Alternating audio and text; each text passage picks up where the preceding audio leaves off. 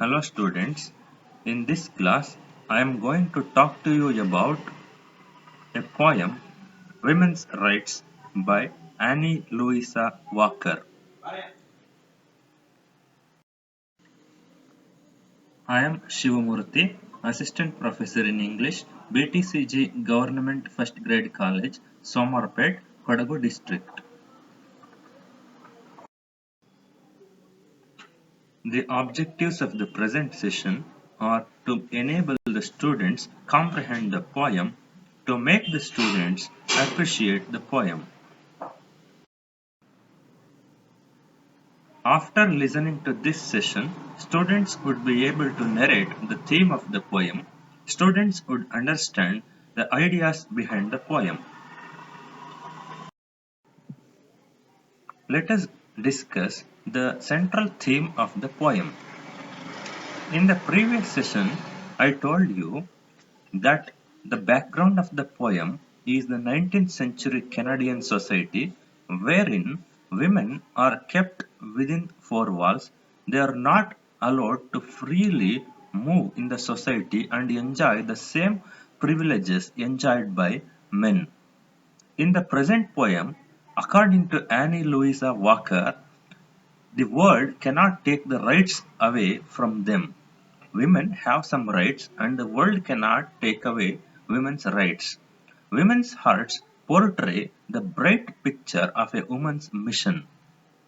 She knows that women are kept within four walls of the house and they are not freely allowed to move in the society. However, she takes it positively. She feels that they dwell silently under the house roof and they live alone beyond the busy world. It is men who are always busy. They live in the busy world. But women are, though they are living within the four walls of house, they lead peaceful life. She feels that they are living in a peaceful world. The poetess says that the women remain in their house, but they lead a meaningful life. Humble plants on the roadside hedgerows preserve water. They also give the world the fragrant flowers. Similarly, women make the home bright and decorate it with their love and skill. Here, we have to note that the imageries she has used. Women are like plants. When plants, when it rains, plants hold some water. The roots of the plants, they hold some water, preserve water, and later on they give fragrant flowers. The flowers, they are very nice to see and they give fragrance also. So the imagery touches our visual organs, that is eyes and also nose.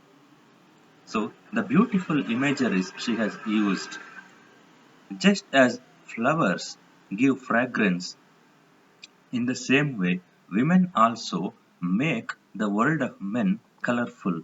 They decorate. Just like plants and flowers, women also make the life of men beautiful.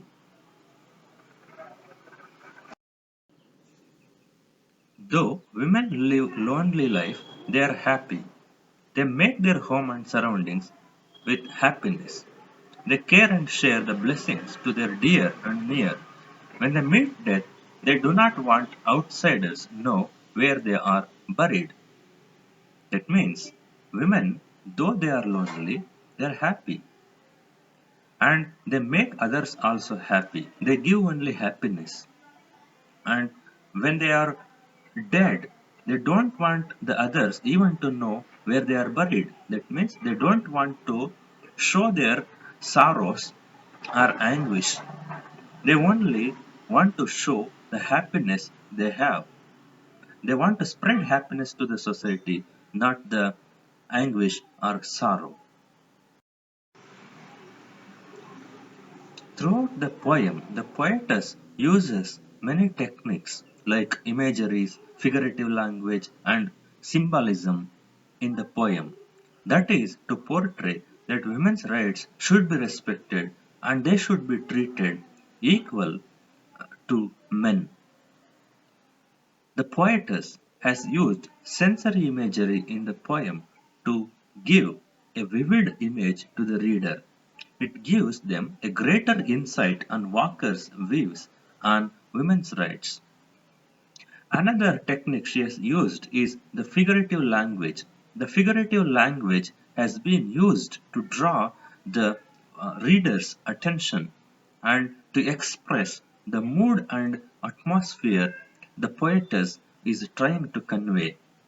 Symbolism is another technique that is used in the poem, and it gives an inner views on women's rights as viewed by Walker.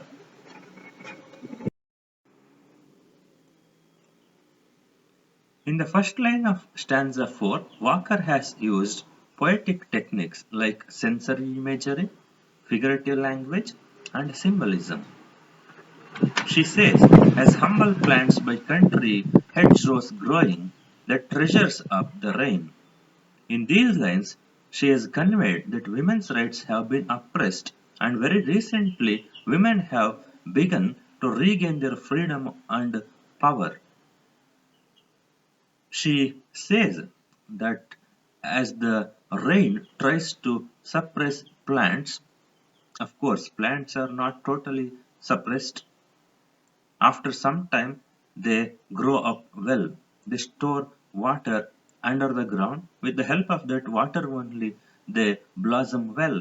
They give fruits, flowers, and fragrance to the society. In the same way, in a male dominant society, initially women are oppressed, but they overpower that oppression. This is the hope she has. They overpower the oppression. In a later stage, they will grow better and they will give good fruit to the society. In her opinion, women they don't take revenge on a male dominant society, but they will do something good to the society as a whole. So far, we have discussed the central idea behind the poem, the theme of the poem, images and symbols used in the poem. Now, I would like to ask some questions. Try to answer these questions. Question number 1. According to the poetess, the world cannot take away dash of women, rights, duties, freedom, responsibilities. Question number 2. According to the poetess, where do the rights of women dwell? In the kitchen, under the roof, in the cupboards, in the books. Question number 3. The poetess compares women to kitchen, flowers which give fragrance, fruits, trees which give shadow. Question number 4. Who preserves water of the rain? Plants, flowers, kitchen, roof of the houses. Question number 5. The vision expressed at the end of the poem is one of pessimistic, nihilistic, pathetic, optimistic. Here is a list of books and internet sources on the poem. If you are interested to know more about the poem Women's Rights by Annie Louisa Walker, you can go to these internet sources and you can get more information.